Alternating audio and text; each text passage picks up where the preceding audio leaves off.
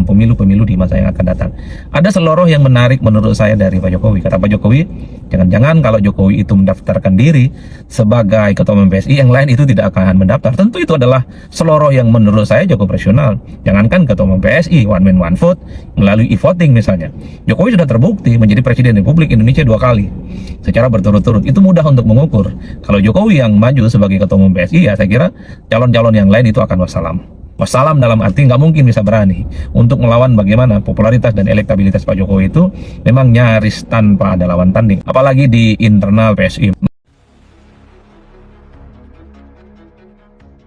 Tapi kalau saya melihat dari jauh ya, rasa-rasanya sangat sulit bagi saya membayangkan Jokowi itu menjadi ketua umum PSI.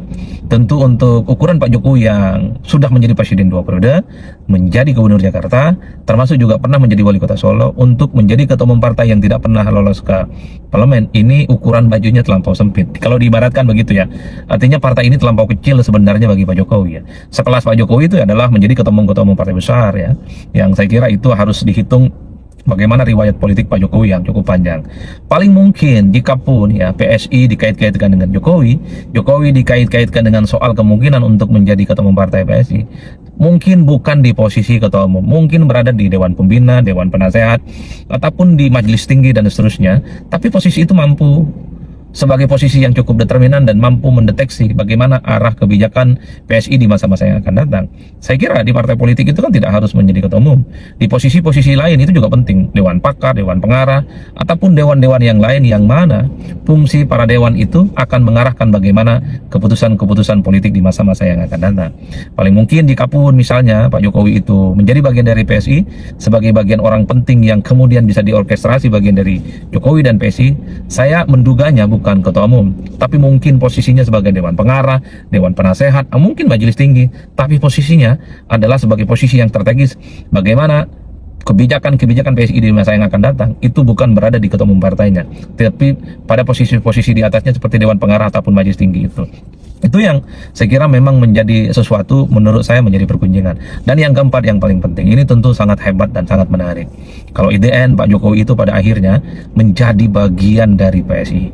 Ini adalah momen yang paling ditunggu oleh publik, oleh banyak pihak, di mana Pak Jokowi itu rebounds, tampil kembali ke publik sebagai bagian dari partai politik, tentu untuk turut andil dalam pemilihan-pemilihan dan peristiwa-peristiwa politik di masa-masa yang akan datang. Saya kira di situ. Kenapa? Karena memang Jokowi itu dinilai punya success story, pengalaman yang cukup panjang, bahwa Jokowi itu tidak pernah gagal ketika ikut dalam sebuah pemilihan wali kota, gubernur, dan presiden. Meski pada saat yang bersamaan misalnya banyak juga yang mengatakan mungkin Pak Jokowi itu tidak akan terpilih jadi gubernur, jadi presiden, dan wali kota itu tanpa relawan dan tanpa partai politik. Terlepas dari perdebatan itu, menurut saya secara prinsip, secara faktual memang Jokowi sudah menjadi Presiden Republik Indonesia 2 periode, gubernur dan wali kota. Nah, kalau setelah tak jadi lagi jadi presiden, Jokowi menjadi bagian dari partai politik seperti PSI, tampil ke muka, inilah yang kemudian akan diuji. Bagaimana kesaktian Jokowi, tangan dingin Jokowi ke depan akan mampu membawa PSI sebagai partai politik yang cukup luar biasa, menjadi partai politik yang kompetitif, dan menjadi partai politik yang mungkin akan lolos ke parlemen. Apalagi kita tahu ambang batas parlemen itu kan sudah dikurangi, bukan lagi 4%. Ini adalah semacam kesempatan bagi PSI dengan cara menjadi bagian dari Jokowi, dan Jokowi juga menjadi bagian dari PSI, di mana di masa-masa yang akan datang PSI bisa tampil sebagai partai yang mungkin sangat layak diperhitungkan. Waktulah, kerja politik lah yang akan menjawab segala-galanya. Ini tentu hanya sebatas analisa, ini tentu sebatas argumen-argumen prediktif yang mungkin di kemudian hari tidak terjadi. Kita heboh-heboh mengait-ngaitkan bahwa Pak Jokowi adalah sebagai sosok yang sangat mungkin misalnya menjadi ketua umum PSI, tapi dalam realitasnya tidak terjadi. Tapi kalau saya secara pribadi sulit membayangkan kalau Pak Jokowi itu menjadi salah satu kontestan pemilihan ketua umum PSI. Jikapun Jokowi itu bergabung dengan PSI, yang saya bayangkan Jokowi itu ya hanya mungkin ya posisinya di Dewan Pembina, Dewan Pengarah, ataupun Majelis Tinggi atau apapun lah judulnya, tapi posisi itu mampu mengorkestrasi dan mengarahkan bagaimana kebijakan-kebijakan politik PSI di masa-masa yang akan datang.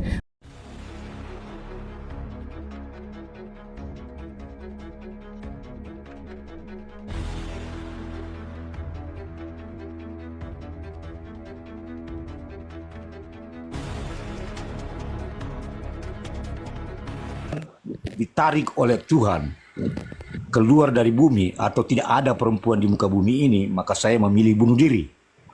Begitu cintanya saya terhadap perempuan.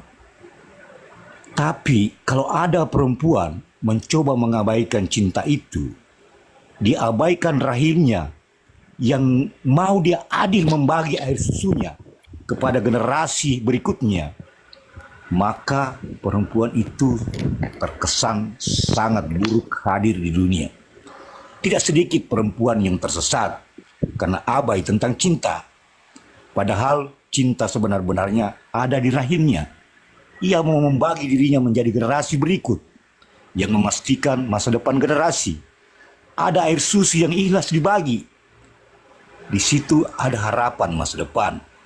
Ketika perempuan melihat seseorang berlebih-lebihan kepada Jokowi, maka dia abaikan cinta sejati itu. Cukup. Oke, udah Bang Dewa. Ya, sudah cukup. Oke, mungkin silakan Bunda Suara Perempuan. Ya, makasih Bang Dewa puisinya. Jadi aku mau ke Aci ya sama si M di atas itu tadi. Kalau orang narasi itu kita harus dengar dengan hati yang bersih. Sekalipun kita beda pilihan, tapi kita mendengar dengan hati bersih, maka nanti akan bisa kita tangkap dengan baik. Saya tidak pernah menyebut tahun-tahunnya Pak Jokowi. Saya tidak pernah ngurus dengan mau lulus tahun berapa, itu bukan tugas saya untuk harus menghafal itu. Tetapi saya lebih percaya kepada orang-orang yang mengajarnya, yaitu guru fisika Pak Jokowi di Prokes, mungkin ada di ini saya juga ya, ada saya simpan di akun saya itu. Bahwa saya mengajar Pak Jokowi dari kelas 1 mengajar fisika sampai kelas 3. Saya tidak mengatakan kalau Pak Jokowi lulus dari SMA 6 tahun 85 apa tadi yang disebut itu. Tidak ada saya sebut tahun-tahun di situ. Tetapi guru fisika mengatakan Pak Jokowi dulu masuknya di SMPP, yaitu Sekolah Menengah Pembaruan Pertama atau apa itu namanya. Setelah Pak Jokowi lulus dari SMPP, barulah diganti nama menjadi SMA 6. Ibu jangan diulang-ulang itu lagi. Kita jangan diulang-ulang lagi. Itu udah tadi. Mohon maaf Ibu, ada Tadi juga udah jelas. Mohon maaf Ibu, ada juga visual. Kamu tidak tahu apa-apa. Belajar Bagaimana bicara caranya dulu, Ibu? biar nggak Jokowi lebih tua Bang, daripada gurunya. saya izin turun. Saya mau pikiran saya sehat. Kalau menghadapi orang seperti ini, saya Sabar. ganti yang lain aja ya Bang. Kalau tidak Assalamualaikum. mau Sabar, M itu artinya nggak mampu. Jadi harus dengar dulu yang baik. Jadi akhirnya bicaranya juga enak. Kita di sini diskusi ya, bukan berantem ya. Tunggu, Saya nggak mau berantem. Ibu. Tapi kenapa Jokowi lebih tua daripada gurunya? Guru yang mana? Pak Jokowi lebih tua dari guru yang mana? Guru fisika lebih tua. Dia bicara itu dia tua banget itu orangnya. Di mana Pak Jokowi lebih tua? Coba kamu tunjukkan itu. Nah, ketika dia sudah lulus dari SMPP itu berubah nama menjadi SMA Negeri 6. Maka ketika Pak Jokowi ditanya lulusan mana, dia bilang SMA Negeri 6. Bang, aku turun ya. Kayaknya mau Udah. langsung dengar orang berisik tuh nggak? Assalamualaikum.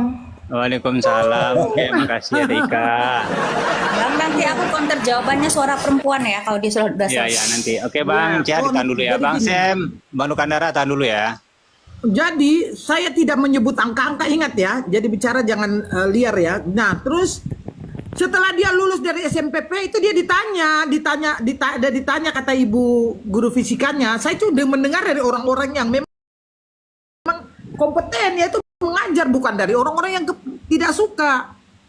Nah, ketika dia lulus dari situ, Pak Jokowi lulusan mana? SMA Negeri 6. Lah karena kalau mau sebut SMPP kan SMPP memang udah berubah nama jadi SMA Negeri 6. Nah, disitulah orang banyak terkecoh karena ada berubahnya nama di situ.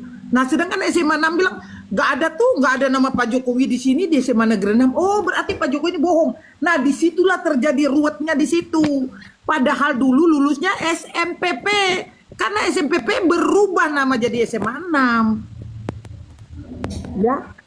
Jadi itulah ceritanya, kita harus melihat dengan cerdas, bukan kita dengan kalau kita dengan pengetahuan beda dengan kita dengan tidak suka sakit hati Mungkin Ibu, walaupun tidak suka. mungkin sebentar Bunda, mungkin Bunda itu nengok dari VT ya, yang dari pernyataan dari Ibu itu ya, dari VT kan? Ya iya itu diwawancara, dia diwawancara oleh salah satu media di prokes di itu. Jadi semua orang kita yang berbicara di sini semua host tidak punya bukti nyata, kita cuma dengar, mereka dengar dari Ya. si ini, lihat dari ini, ini saya ini Pak Roy, ini kan itu doang terputarnya, nggak ada orang-orang baru yang munculkan. Tetapi kalau profesor rektor itu mengatakan ya saya lebih dengar rektor karena Ya. dia yang Tapi nggak kalau ada saya di kan, situ. saya di sini kan juga profesor nih, apa tidak mendengarkan suara saya? Asik. Saya kan prof Oke, juga nih. ditanggapi, saya tunggu. Oke, ditahan dulu ya Bunda Suara. Saya sambut dulu Bang Japra. Assalamualaikum, selamat siang Bang Japra. Waalaikumsalam Oke, ditahan dulu ya. Japra lagi. Oke, mungkin ke Bunda Aci, silakan Bunda Aci. Ya, terima kasih. Dari tadi muter-muter aja ini Mbak Suara Perempuan. Makanya Mbak tadi menyebutkan saya nggak bermain angka-angka. Makanya sebelum bernarasi itu baca data dulu, kapan lulusnya di situ kan di Google, share di googling juga ada. Orang SNPP aja Mbak Suara Perempuan aja nggak tahu artinya, tapi bisa ngomong. Itu bukan apa tadi SNPP tadi? Sekolah apa? Perbaikan gitu. Salah. SNPP itu sekolah menengah persiapan pembangunan. Nggak ada perbaikan di situ. Nah, di situ dinyatakan bahwa Pak Jokowi itu lulus tahun 80 SMA-nya. Nah, sedangkan SNPP berubah menjadi SMA 6 itu di tahun 85. Jadi gimana ijazahnya Pak Jokowi bisa menjadi SMA 6 gitu loh. Kan bilang Sedangkan Jokowi jadi SMA 6 itu siapa? Kamu berarti ndak mudeng yang orang bicara. ya berarti dia SMA berapa? Nah ini kan tidak paham. Saya host minta waktu setengah detik aja saya jelaskan. Benar nggak? Oh ya, ya boleh Sekarang boleh. kamu udah lihat Tapi nanti- ijazahnya Jelaskan dulu karena SMA-nya dia Pak nggak akan Jokowi. paham. Dia Udah nggak lihat dengar ya, ijazahnya Mbak. Pak Jokowi dia Dengar lulusan ya. mana? Mbak dengar ya Mbak. Kalau memang saya tidak, karena saya tahu orang Pak Jokowi itu lulus, jadi kita tidak perlu, ngapain sih saya mau tahu dia lulus tahun berapa, ini tahun berapa, itu bukan tugas kita ya. Tugas kita mencari duit.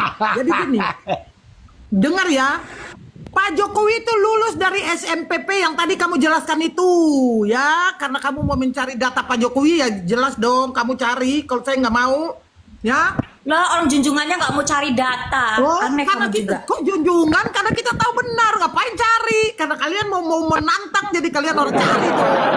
Cari. Aku tahu udah benar. Jadi gini, beliau lulus SMPP, dengar ya, bukan SMA Negeri 6. Tetapi setelah beliau lulus dari SMPP itu berubah nama menjadi SMA Negeri 6. Paham? Sabar Bang Japra, jangan ini Bang. Kita Saya itu sabar Bang, ijazahnya kita Pak dapat- Jokowi itu ijazahnya itu lulusan apa? SMPP. Yo, dibantu tap layarnya yo. Biar keluar Bang. Tidak ada yang bilang ijazahnya lulus SMA 6, SMPP. Makanya ketika dia ditanya, Ibu Suara Pak sudah Jokowi lihat lulusan itu mana SMPP ya? bagaimana? Pak Jokowi katakan SMA 6, karena SMPP sudah nggak ada. Oke, Mau ya, bilang oke, SMPP ditahan juga dulu. nggak ada. Ya udah. Oke. Sekarang pertanyaanku belum dijawab ya tadi itu yang Apa gimana? itu pertanyaan apa itu? Pertanyaan yang tadi, gimana kalau seandainya Ibu Suara Perempuan ini punya ijazah asli dan menjabat sebagai pejabat Host, aku publik, jawab dulu ya, Host. lalu dituduh dengan rakyat bahwa Ibu ijazahnya palsu, apa yang akan Ibu lakukan? Ibu akan menjawab pertanyaan Oke, rakyat, aku jawab. akan Ini mengikuti jejak pertanyaan yang Jokowi. sangat bagus sekali ya. Ya. Jadi pertanyaan yang saya suka nih. Jadi kalau ditanya oleh rakyat ya, kamu sebut rakyat ya, rakyat ini menyangkut seluruh rakyat Indonesia. Ya. Saya akan tunjukkan, tetapi ditanya oleh segelintir orang yang membawa-bawa nama rakyat untuk kepentingan pribadinya, mengaku-ngaku sebagai intelektual, tapi di dalam terselubung menyerang orang lain, mengumbar kebencian, mengumbar hoax, menanyakan, saya putar mereka, tidak akan saya ngomong, biar mereka jungkir Siapa balik yang babak muturkan ini? belur. Kang ini udah jadi Bang isu Sam, nasional sebentar dan di bawah, rakyat apa-apa, loh. Bang Sam, Rakyat bentar, yang Bang Sam. menghendakinya. Tidak, saya juga Jangan, rakyat. jangan. Saya Aku tidak lagi cari menanyakan data. itu ya. Aku Saya lagi juga cari rakyat. data. Saya Aku tidak cari pernah data. menanyakan Aku lagi cari itu. data. Oh, oke. Ya udah host, yang lainnya dulu host. Oke, terima kasih. Ke Bang Jubir. Silakan Jubir Rakyat. Oke, saya ke Bang Cahaya dulu. Bang Jubir sebentar Bang Jubir. Habis ini aku naikin lagi ya. Nanti biar tambah ininya. Sebentar, aku turunkan dulu. Mau naikkan ini sebentar Bang Jubir. Oke, silakan. Ya. Siang host, thank you dikasih kesempatan masuk ke room. Salam, selamat siang semua rekan-rekan yang di atas sama Bang teman-teman Jubir yang di sebentar. bawah. Bentar lagi nanti aku naikin nanti. Bunda Borneo nggak lama. Ya, Salam. Sebentar ya Bun, tahan ya. kan sekarang proses hukum sudah Waalaikumsalam, berlangsung, ya kan? Nanti kalau kita ributi, emang ada yang sudah melihat ijazahnya asli semua, kan enggak. Tapi inilah enaknya tok-tok ini disediakan sarana seperti ini supaya kita bisa menyampaikan aspirasi pemikiran kita atau apapun namanya. Tapi yang pasti hari ini Pak Jokowi telah menghadiri panggilan Bareskrim. Dia menunjukkan dia warga negara yang taat hukum. Pihak Bareskrim telah memanggil dia dan hari ini dia telah memenuhi panggilan Bareskrim. Dan pihak Bareskrim telah mengembalikan semua ijazah asli SD, SMP, SMA dan universitasnya. Mari kita lihat